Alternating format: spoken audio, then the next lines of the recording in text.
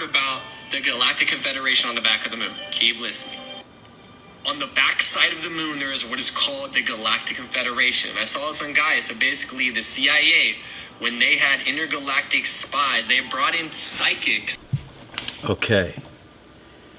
Apparently what this guy on TikTok is letting us know is that on the other side of the moon, there is this alien colony that lives there, and they have recently factioned into two groups that are about to go to war. And the CIA knows about this. And do you know, according to this TikTok guy, do you know how the CIA found out? They brought in psychics who then could astral project themselves all the way to the other side of the moon, and then they came back and told the CIA, and the CIA knows this. And apparently this TikTok guy does too. Now, the thing I've always found interesting, fascinating, even a bit maddening, is when seemingly intelligent people are devoid of all reality. Now, the interesting thing about reality is, how do we gain its real perception? Is there reality and then we perceive it and then we conclude something is real?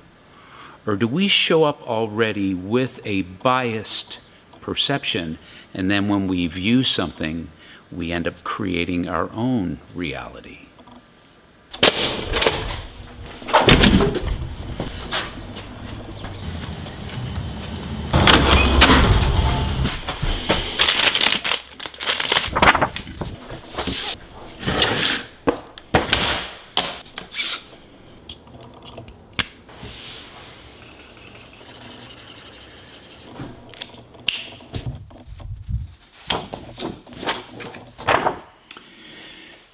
Well, I'm a 7 on the Enneagram, if you know about that sort of thing. And 7 personality types, it means a number of things. But one of the things it means, being a 7, is when life gets hard or difficult or hurtful, when life gets real, 7s can tend to want to run from that hurt or pain, run from that type of reality. Now, I've had to do a lot of deep spiritual work over the years. I've had to do a lot of deep therapeutic work over the years to make sure I stay emotionally sober, to make sure I stay present and reality sober. Because when I wasn't, there was so much part of a real life, a deep life, that I was missing. Now, when I observe the popular Christianity today, I sometimes wonder if the popular Christianity today has become one big 7 on the Enneagram. There is a type of Christianity, there is a type of Christian belief that can tend to avoid reality. I was part of it for many years. And it's amazing how we can even use our own spirituality, our own belief system, to actually move us further and further away from reality.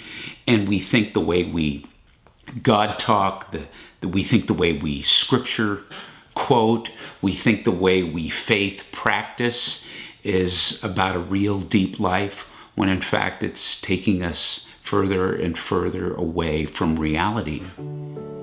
I think, and I hope you'll consider, that if Christian spirituality is anything, it should always attune us to reality. It should always take us deeper into reality. So this is what we're going to talk about today. So I hope you'll open your minds, your hearts to this reality.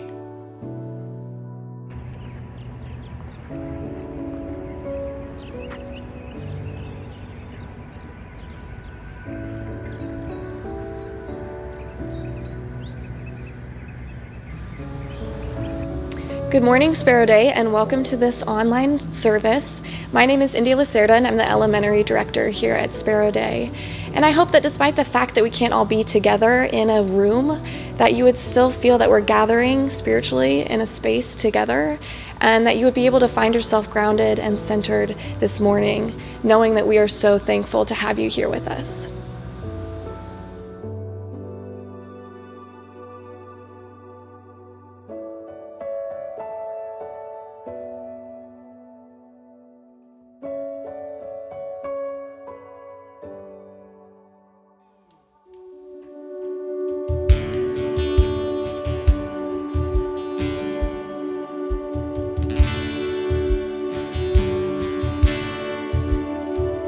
Oh, teach me that it all belongs, that everything is sacred. I eat the bread and drink the wine, but help me love my neighbor, and teach me how to hold this life, 'cause I don't want to waste it. No, I don't want to waste it.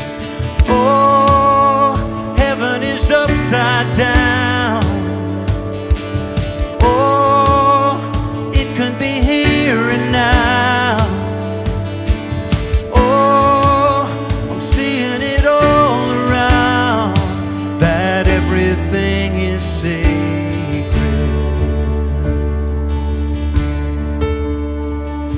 The ordinary shines and glows, filled with your intention, and you don't see the lines we draw between secular and sacred. And show me how to hold this life, 'cause I don't want to waste it. No, I don't want to waste it. Oh, heaven is upside down. Oh, it can be here and now. Oh, seeing it all around, that everything is sacred.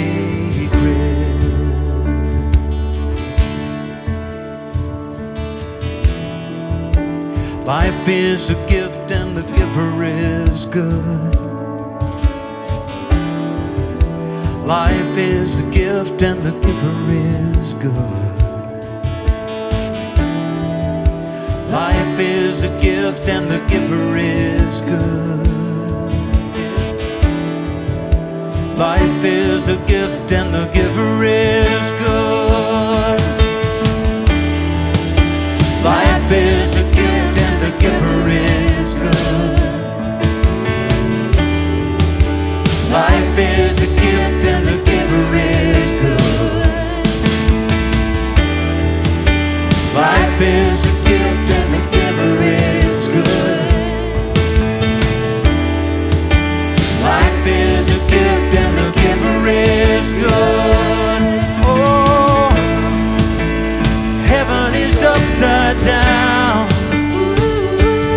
Oh, it could be here and now. Oh, seeing it all around, that everything is sacred. That everything is sacred. Yes, everything is sacred.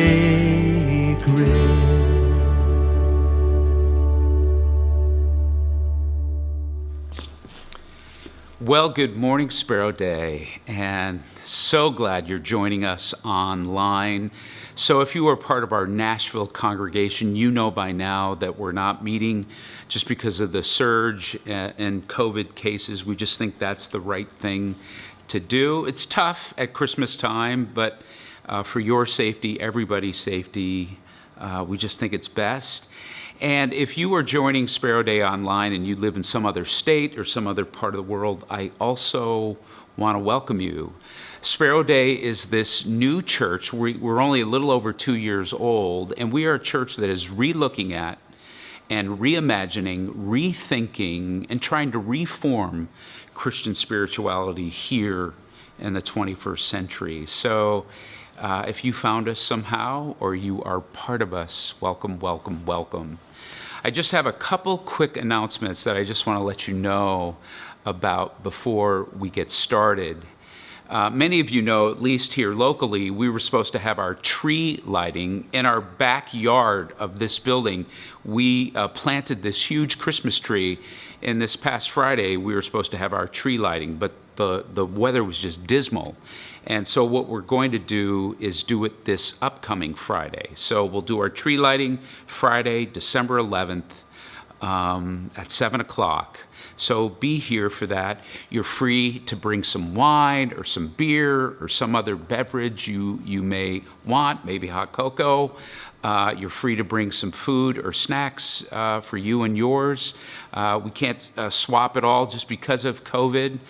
Please wear a mask and we'll maintain social distancing. But the great thing is this whole experience is outdoors, so that's very safe. And then for our upcoming Christmas Eve service on December 24th, we just think in this time it's not best to hold that indoors here.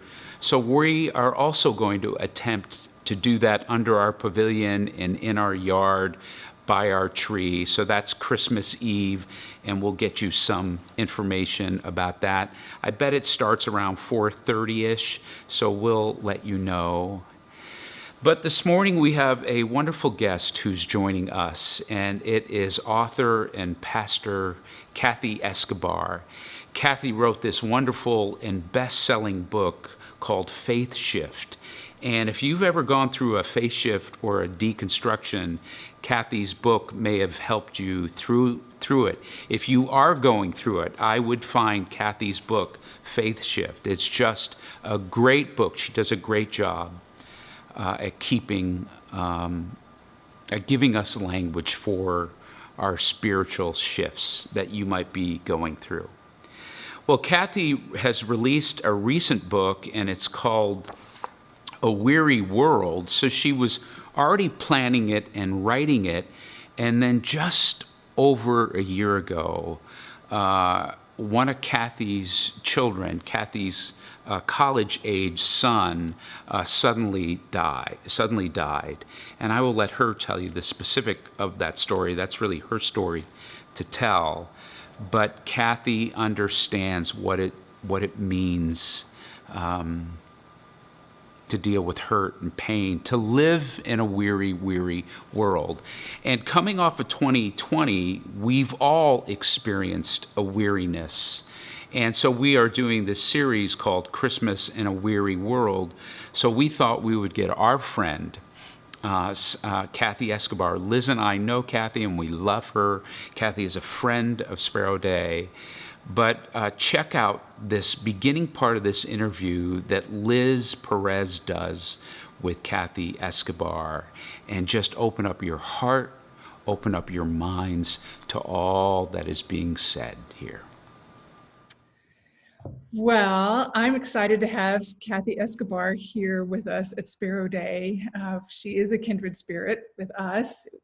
I first discovered you, Kathy, really through your book, Faith Shift, which is remarkable. And I still think it's one of the best out there for giving really accessible language for people that are going through any kind of a shift in their faith. So you've also written Practicing, and then now as a church, we're going through your book, A Weary World, Reflections for a Blue Christmas, which is such a touching book. It already has touched me.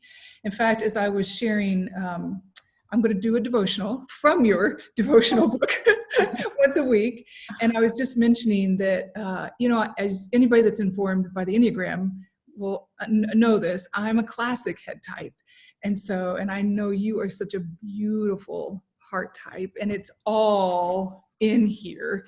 And so what's been lovely for me is it really helps me connect to my heart. And so I just really appreciate this book, and I appreciate you. And the first thing I just would love to hear from you is, how did this book come about?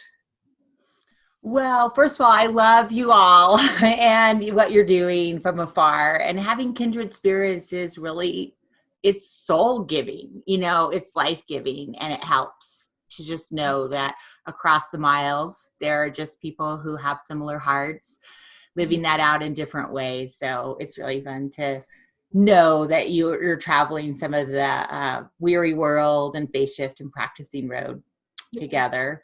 Weary World is a weird project in that it first just popped on the table before my son died, October 28th of 2019. Westminster John Knox had come to me and said, "Are you willing to do a 2020 Advent?" And I said, "Sure, I'm glad to talk about it," related to practicing. I'm happy to talk about it. And we had something kind of on the books in November, early November.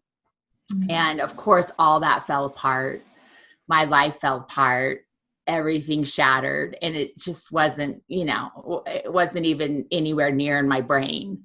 But when 2020 began, we just touched base I had to kind of think about my year a little bit and what I wanted to put some energy into that would be healing in any way. I just wanted to see where it was. And they were like, "We would love if you have any willingness, we're open." And it was a strange thing. I kind of had this one idea, and that was just doing something for everybody who struggles in the holidays in different ways. We all struggle different ways. It's not all loss of a human as big of trauma as my family is going through. But at the refuge for 10 years, it's our 10th year, we've been holding space for Blue Christmas.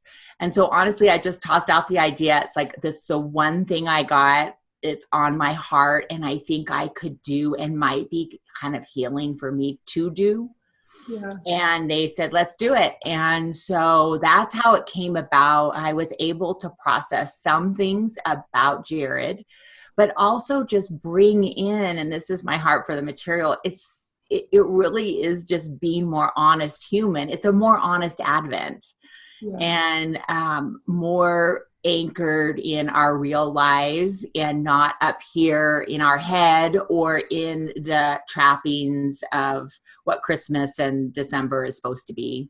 Yeah. So it was actually really healing for me, and the 4 movements of honoring reality and practicing honesty, embracing paradox, and borrowing hope just came really fast. Mm-hmm. And it was kind of fun to be able to pull in things that we had done at the refuge over the last 10 years. Yeah, I think the thing that I love is that it is very experiential.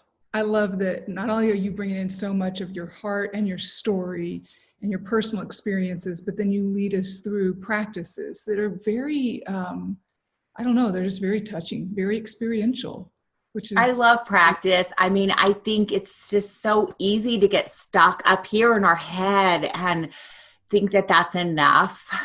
Yeah. And we just kind of have to move it in our body somehow. That looks differently for everybody, but there really is something about it that helps. Absolutely. It really does. So for me, just the ability to kind of pull some things together was healing. And I love, I didn't know, one thing I can say, I turned in the manuscript on March 13th, the day that the world fell apart. Yeah. And so related to COVID. So that it was already titled, the world was already weary before March 13th. And so that was really fascinating and weird, and also kind of good timing, because then there's a whole other layer of weariness that people are experiencing that is a different kind of loss. Mm-hmm. And a loss of so much of the way that we used to move. And here we are now in December going, have we been doing this? It takes its toll on everybody. So there's nobody I personally know right now that's not weary in some way, shape, or form. Yeah, I agree. Even if things are going well for certain people, this pandemic has brought an uncertainty and a weariness for sure. And, in your first chapter, honoring reality, what I love about that is, in fact, just, well, let's see, today's Wednesday. So yesterday's reading was so about the reality of what it would have been like, Jesus's birth. And I think what's so refreshing is, I know for me, the faith that I was given was one that was very clean, very, tidy, and that has not been my experience. And I don't think that is for most people, but especially now. So many of our lives have been touched by loss, by chaos, by uncertainty, by stress. And so I just love to hear your reality has changed radically. And I only want you to share what you feel willing to share around this, but your reality has changed quite a bit. How are you honoring your reality right now? Well, it's day by day. Right before I got on with you, I talked to my oldest son. He's 28. He's on a Navy deployment, and we were just talking that for us, part is just kind of accepting that this is part of our story, and not trying to figure it out over here on our own, but to just kind of integrate that into our day-to-day. So that means saying things like, my son died. And that's hard. It's really hard to say. I don't want to say it. And he was talking about how, saying it in his circles or telling stories about our kid and our life, and just kind of like owning it instead of running from it. And this isn't in the book, but this came up this week because the Refuge we're walking through a weary world together also on our we gather on Sunday nights. Yeah. And so we had week 1, and honoring reality. A piece that I stumbled on was from the philosopher Soren Kierkegaard. Mm-hmm. And one of the things that he said really struck me, and I would have put it in here, is he said, life is not a problem to be solved, but a reality to be experienced. Mm-hmm. And that one is going to stay with me, because we have this, and we certainly have it. Anybody who comes from the Christian faith, and especially any rigid or, narrow conservative systems, we know it's all about solving the problem. Mm-hmm. And it is about, figuring it out with God, figuring it out with ourselves. And then I could apply that to the wider culture that's not even faith-based. It's like in us to try and figure it out. Yeah. And there's some things that just aren't figure outable. I mean, that's a piece of, I don't know, in the week 1. But the truth is that I do want to figure it out too. Sure. I want things to be linear. I want it to be that way because it would help me feel in control. But this one and so many other things, I mean, I knew this before October 28th, 2019. I'm just living it in a more intense and horrible, brutal way that I want to. But that idea that we've just got to stop thinking of everything as linear. Yeah. And even the Jesus story, we just get taught it so different than it really was. It was a hot mess, and most humans are a hot mess. Yes.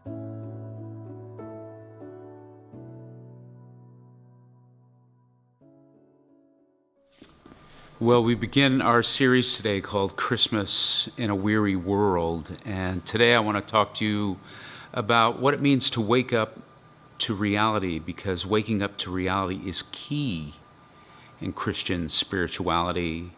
Next week, we're going to talk about honoring honesty and really transparency and vulnerability. And then the last week, the Sunday before Christmas, we'll talk about what it means to embrace paradox. But as I said in my opener, if Christian spirituality is anything, it should always move us to attuning very much with what's real in our life. I think one of the things that's been very distressing about this whole coronavirus pandemic, the whole COVID-19 2020 thing, is I have found myself at times thinking, okay, is this is this really happening? This can't really be happening. I mean, have you found yourself going, this can't be real, right? It's 2020, a pandemic? Really? A plague? Come on, this is so Middle Ages. But when you really think about it, no, not only is it real, this is how reality always has been, and this is how reality always will be. These are real things. You know, here's the deal with reality. Sometimes reality is the hardest thing for us to believe. And the reason it is because sometimes reality hurts, or in reality there's rejection, there's pain in reality. You know, so it's understandable as human beings why we want to avoid it. And sometimes reality isn't traumatic in a sense that we want to avoid it. Sometimes our real lives are just dull and they're routine and they're just kind of humdrum, and we don't like that side. We don't like the routine side of reality either. And so what can happen, whether it's the traumatic side of reality or the ho-hum side of reality, we can fabricate our own reality.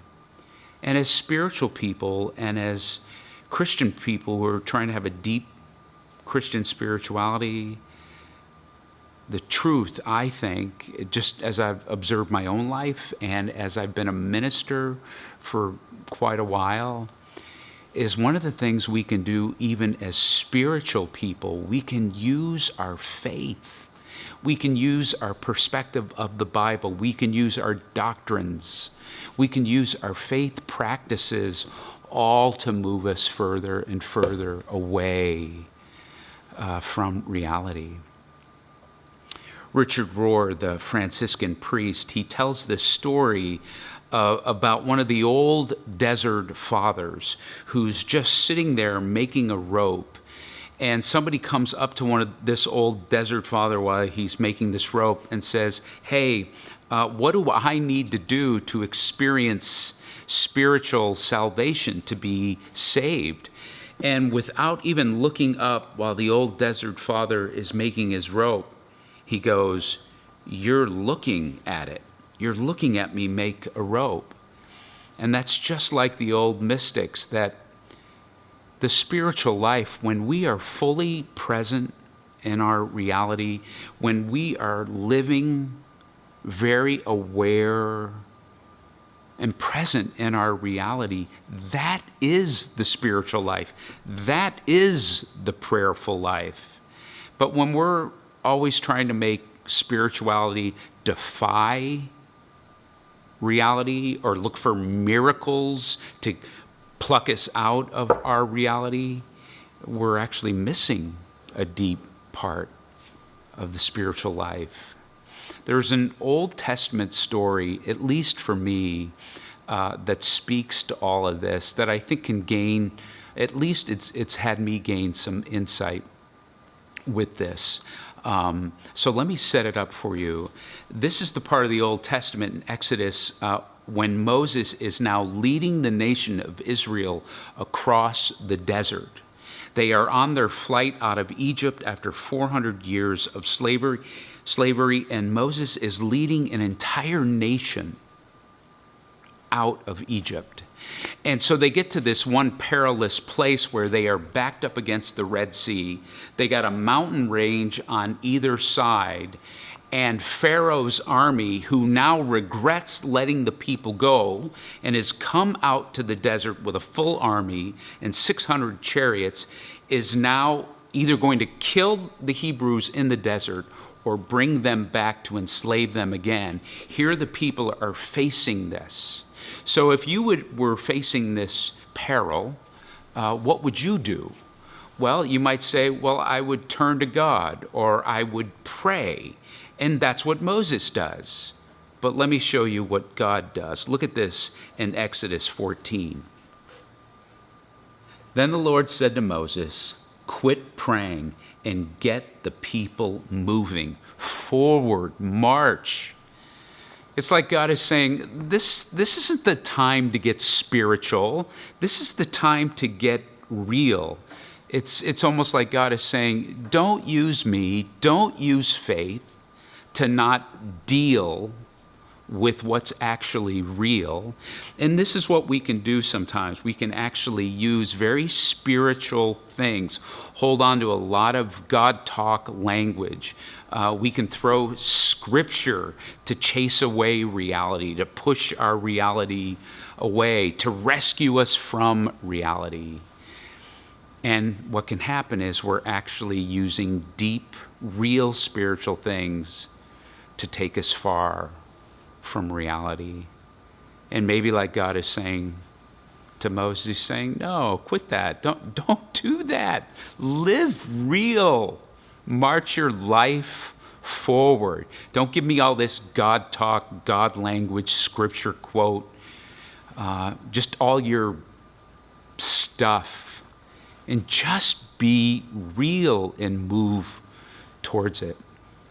So for me, in talking about what it means to wake up reality, this passage at least speaks three things to me that maybe you'll consider of what it means to, how do we wake up reality in our lives? Because here's the deal, when we don't wake up reality in our lives, if we have spirituality that takes us far from reality, when we just are the people that we want to avoid reality, we want to avoid hurt, we want to avoid the humdrum, we want to avoid loneliness, we want to avoid rejection, all these things. When we try to avoid or run away from these things, we just stay stuck and mired in them. In fact, they increase. So my journey in my own life has been about waking up reality, which has actually deepened my spirituality. So one of the things I want you to consider about waking up reality is when it comes to your reality, unjudge it. Unjudge your reality. Well, what do you mean by that? You see, when we get very cynical about our reality, when we get very complaining about our reality, when we get very dismissal about our reality, like, yeah, this is a tough time, but I'll be okay, or, all people go through these things, when we start either complaining about it or kicking the tire about it, or just in this subtle denial about it, that is a form of judging it.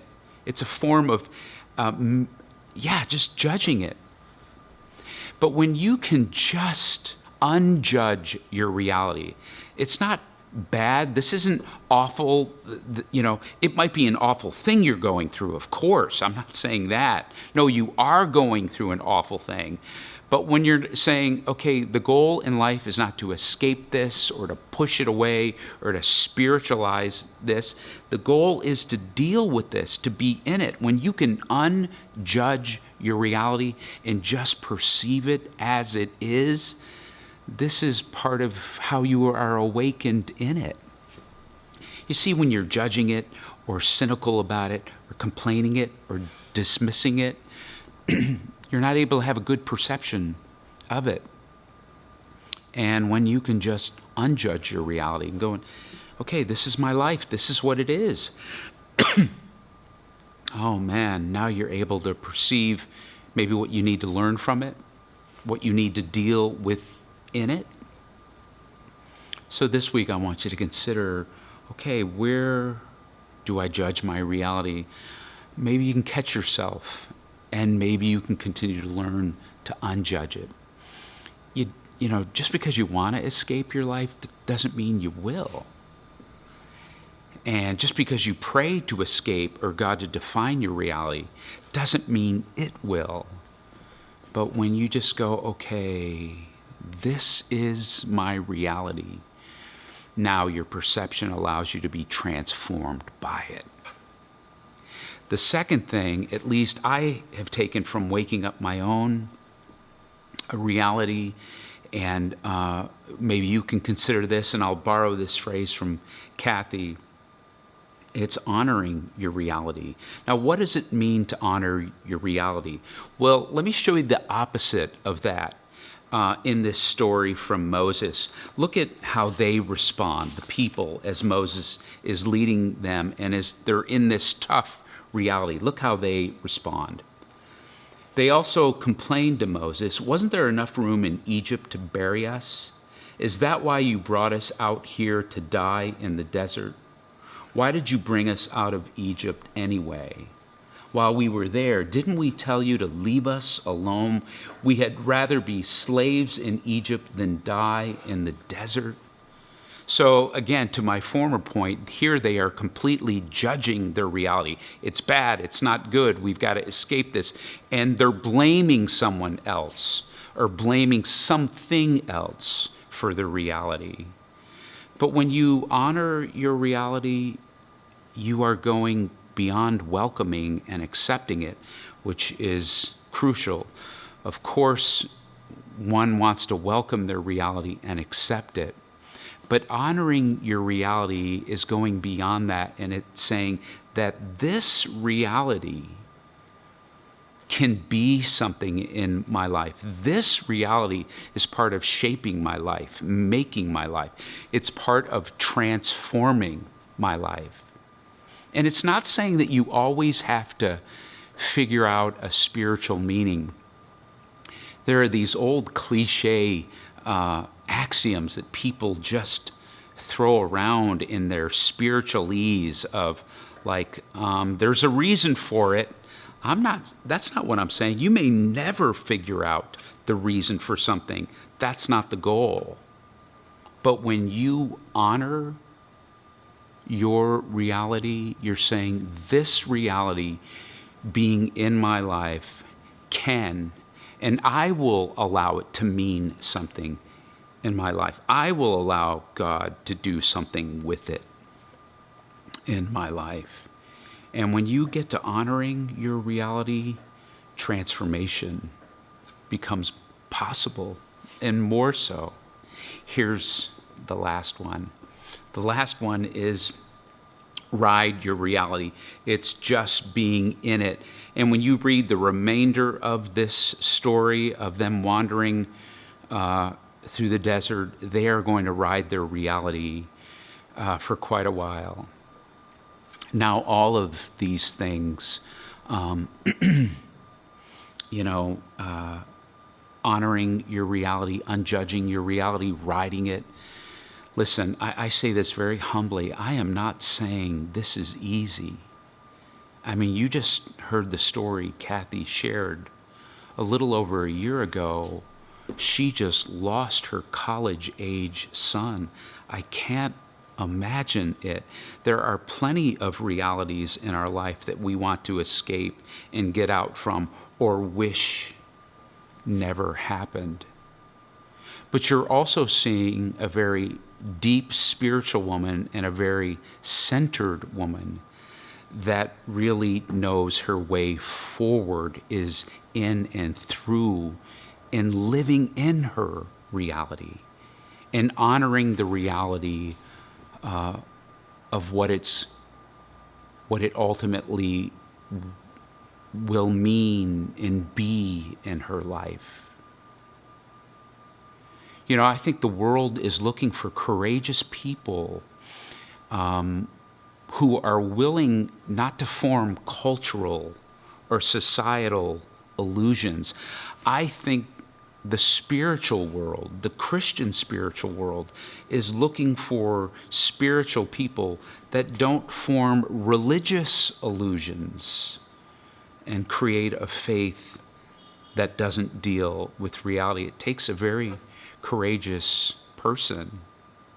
And so some of you, when it comes to faith, you still think faith is belief. And what I want to say, faith is trust. You see, some of you listening to me, you may go, I don't have the belief that something in the past is real. And I get that. And it either becomes inane or frustrating to you when someone says, you have to believe some fantastic thing in the past. And faith means that you will tell yourself it's real.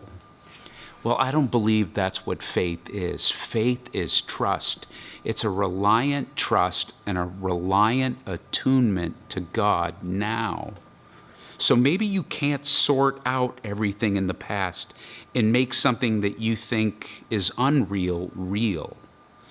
But maybe there's a place in your heart now where you know you are attuned and connected to God. And when you are attuned and connected to Christ now, you experience that relationship, that connection. You experience that now is real, because it is real. And when you find a place in your heart when it's centered and calm, when you are living very present and sober in your reality, unjudging it, honoring it, riding with it, and you get to that spacious place of trust and attunement and acceptance and welcoming, boy, life becomes very vivid and wonderfully real.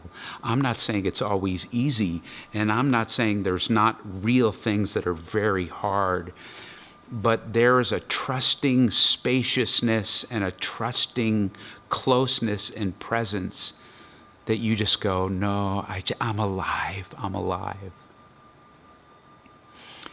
So this week, I want to encourage you to start observing, okay, I'm judging reality.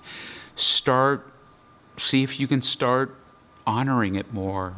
This is my real life, and I need to find meaning and wholeness and depth and trust within it. I am, in a sense, to quit spiritualizing and move into reality, like God says to Moses. And then I'm just to stay there. I'm just to ride with it. Maybe before we close, we could just have a time of silence. This might be the only silence you have this week. So maybe right where you're at, just bow your head. Slow your breath. And just be silent for a moment, present.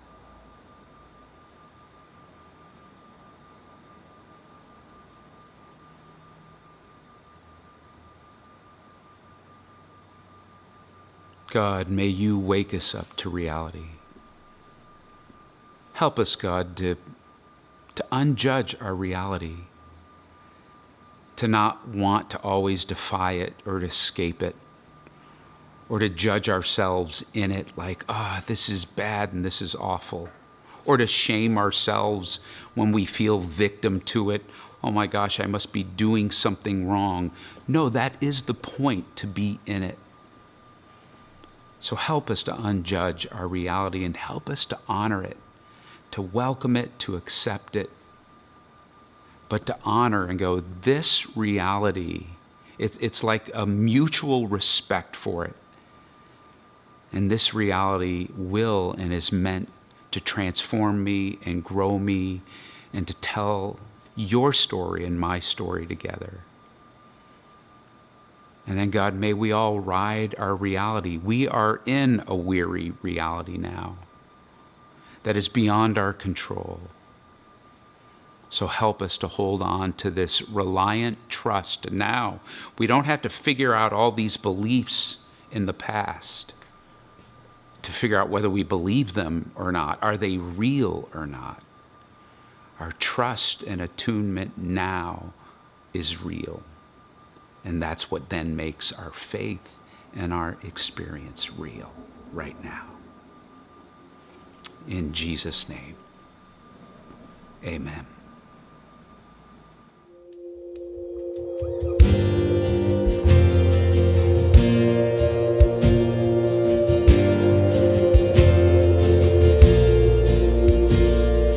Go now and live out the love. Let your light shine into the darkness. Go now into the world. Be hope for the hopeless. Show grace and compassion. Be the salt of the earth. Go now and live out the love. Let your light shine into the darkness. Go now into the world. Seek mercy and justice. Be patient and humble. Be the salt of the earth. Feed the hungry, heal the hurting, comfort the sick and the poor. Bind the wounded, greet the stranger, throw open your door. Go now and live out the love. Let your light shine into the darkness. Go now into the world and live out the love. Live out the love. And live out the love. And live out the love.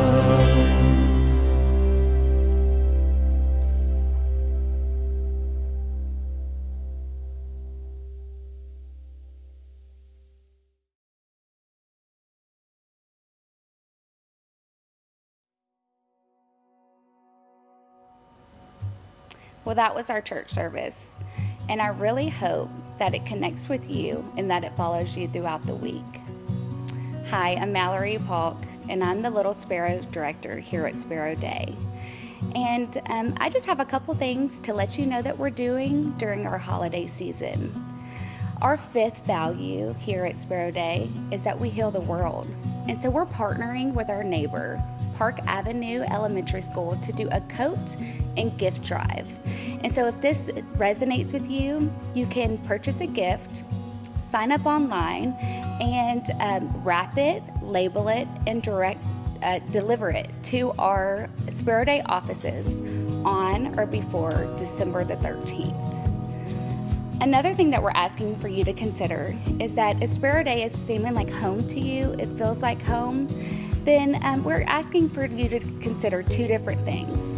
The first being to contribute to the end of the year fund, and then the second being to become a reoccurring giver through the new year.